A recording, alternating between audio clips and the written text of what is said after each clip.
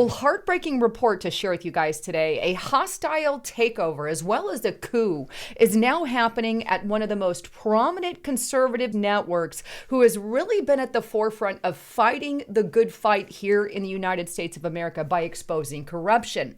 I'm talking about Project Veritas's leader, James O'Keefe, and the company itself, Project Veritas. Right now, there are rumors flying all over the place. I'm going to get down to the nitty-gritty of what happened and how this has just really set everything on fire. I've got one heck of a show that I'm going to say, please do not miss. But just a quick break from my sponsor. A new study warns that Americans are not getting nearly enough protein in their diet, and that could lead to frightening health consequences. An examination of 11,000 adults found that 46% of them did not consume enough protein. Age-related muscle loss can slash strength by up to 50%. Other signs of not enough protein include things like increased body fat, poor energy levels, constant cravings, and more. This is why tens of thousands of people are now turning to low-carb protein shakes. Now, this amazing low-carb shake that you can get right now at lowercarbswithlisa.com, it's very unique and it offers a very clean and delicious high-protein solution. Each scoop has 24 filling grams of clean, pasture-raised, premium protein per serving, comprising 4 premium time-released proteins to fuel your body and keep you feeling fuller longer. Plus, each scoop only has 4 net grams of carbs. Accelerate your fat loss, reduce those unhealthy cravings, help build calorie-burning lean muscle, and more with this quality protein blend. Now, my favorite part about this shake is the taste, and I'm very picky when it comes to my shakes, but this one is very smooth, cool, creamy. It tastes kind of like that creamy shake from an ice cream store. It's absolutely amazing. The great news is right now you can get these shakes for up to 51% off. All you got to do is go to lowercarbswithlisa.com, and it's part of BioTrust, and this will come up. And in addition to that, if you scroll down, they offer a 60-day money-back guarantee. That means if you don't like the product, send it back and you will get your money back. So check it out right now at lowercarbswithlisa.com. If you want more information, it's found in the description box below, or click that more button if you're on the mobile app. All right, back to the broadcast. So let's dive into what on earth is happening over at Project Veritas. Now, I wanted to wait a couple of days to put this story out because I really wanted to do it justice because James O'Keefe is a real and true patriot. He's done a lot for our country. So what I intend today is just to really put those pieces together and give you the overall picture. But just to put it bluntly and shortly, right now there are rumors flying and speculation. We all know that he is taking paid time off according to the employees right now. But there's also information out there that they are completely pushing him and booting him from the company altogether. But let's go into the nitty-gritty of what's really going on. Take a look here. This is the Project Veritas website, and went on there, and as of today, as of right now, February 10th, we still have James O'Keefe on there. His about section is still on there, who we are, James O'Keefe, and all of that. Now, let's fast forward to the nitty-gritty of what actually happened. Now, take a look at this Wall Street Journal article, and it really gives a good picture about what's going on.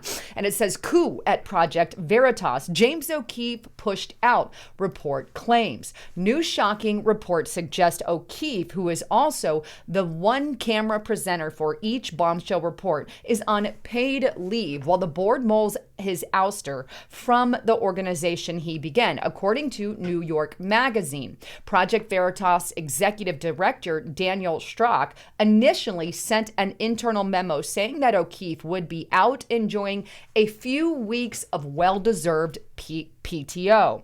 However, New York Magazine said that O'Keefe has not responded to calls and texts on his personal cell phone to verify that, while the company's subsequent cryptic memo added fuel to worries that he is being forced out. It goes on. Strock has reportedly said in internal communications that the board was meeting during this distracting time to discuss the health of the organization. He also goes on to state that they have not come up with final solutions yet, and we have made a few immediate decisions. One of the decisions may be telling, as two top executives at Project Veritas, including Tom O'Hara, who multiple sources have claimed were fired by James O'Keefe, have been reinstated. So bottom line, it's very clear that there is trouble brewing over at Project Veritas.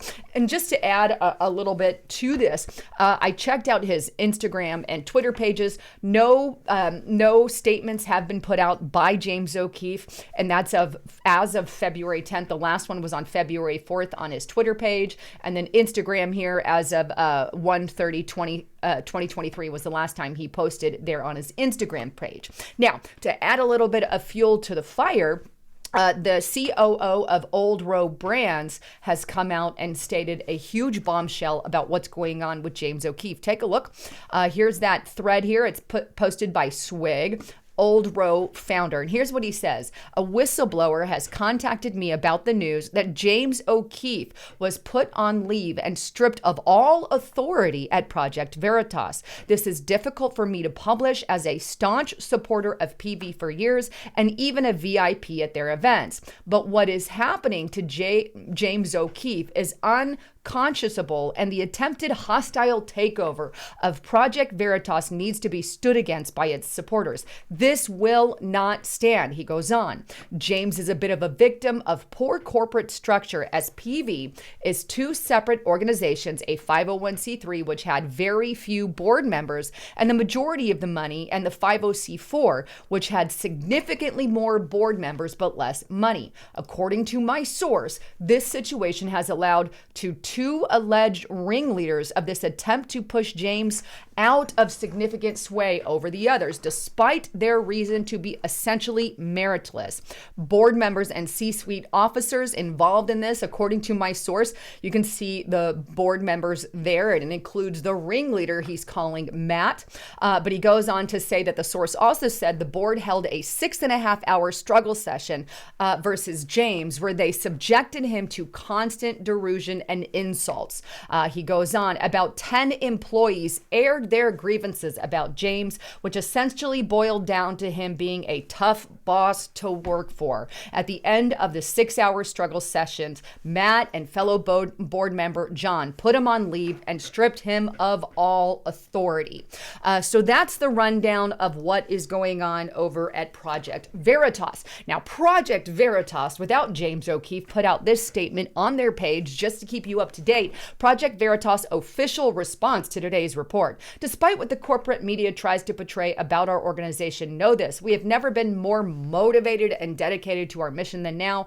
Project Veritas has achieved immense growth and impact during the last 3 years. Like all newsrooms at this stage, the Project Veritas board of directors and management are constantly evaluating what the best path is forward. The board and management are continuing this internal evaluation to assure our long-term success.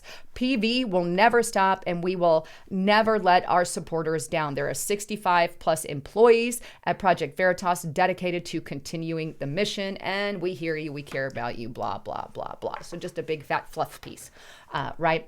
I'm going to get into a moment how this has really set up a lot of conservatives on fire. And quite frankly, it pisses me off. Look, Project Veritas's James O'Keefe is Project Veritas. He's numero uno. Now, I have donated in the past to Project Veritas, but I will not be donating anymore if James O'Keefe is not there. Just going to put that where it may. And if James O'Keefe starts another company, I'll support him at his new company. That's what I'm going to do. But this sounds really fishy to me. Could there have been plans way in advance to take out James O'Keefe? Could the liberal leftists have sent in people with really big money to eventually shut him down when a story came out that they didn't like? We all know that he just broke a major story regarding Pfizer. I did a whole report on it on restrictedrepublic.com. You want to check it out, get there. And he broke the story, and then obviously there was the Pfizer employee came after James O'Keefe, and there was a bit of a scuffle, not with James O'Keefe. The other guy scuffled after James O'Keefe, and he was kind of in the crosshairs. But either way, this was one of the biggest stories that I believe that he has broken, and then suddenly now they're going to oust him. And again, I really have to ask the question, are there deeper roots to these board members? Are there ties with certain organizations or leftist radical groups? Did they receive money to do this? Or is it just some sort of grievance? And I'm going to really leave that for you to decide. I'm still looking into the information to see what I can find on that. I don't know what the case is, but there's no harm in asking the questions about what's truly going on here. But either way, a lot of conservatives are really ticked off about this kind of takeover. Here's a few of them I'm going to throw out there. This is Ben Koo. And he says, absolute madness. If he, James O'Keefe, is being forced out just weeks after Project Veritas celebrates one of their greatest ever journalistic investigations with which O'Keefe was intimately involved. So he goes on to bash how he's really mad about that. And then we have Candace Owens. I love her statement on this. There is no Project Veritas without James O'Keefe, like what I said. I say this as a donor to the organization, but more importantly, as a colleague who watched him pour everything he had into PV over the years. The money and supporters will follow James O'Keefe. Obviously, I hearted that. Then we have Tim Pool commenting, laugh out loud, James O'Keefe is Project Veritas. And I agree with that as well. Steve Bannon also weighed in on it. O'Keefe is the fighting spirit of Veritas. What he does is much of an art as a science. O'Keefe is an artist with an artist's sensibility and an artist's soul, true warrior poet. And then we have, you take James O'Keefe away from Project Veritas and there will be no Project Veritas. Now I can go on and show you some of the outrage over the internet, but all I think the board members should reevaluate, and maybe they're good board members. I don't know. Like I said, I'm just asking questions here. Maybe they're actually supporting patriotism, and for some odd reason, they're going to out their star guy. I just think there could be more to the story, and maybe not. Maybe they're solid people. I guess we'll find out when we find out what specifically happens to James O'Keefe. In the meantime, keep your spirits up. You know, obviously, there is now infighting within Project Veritas, but I'm going to go with James O'Keefe, where he goes, I will donate to whatever new organization he starts if he has to do that. Anyhow, wanted to bring you the latest on all of that. I'm Lisa Haven, signing out.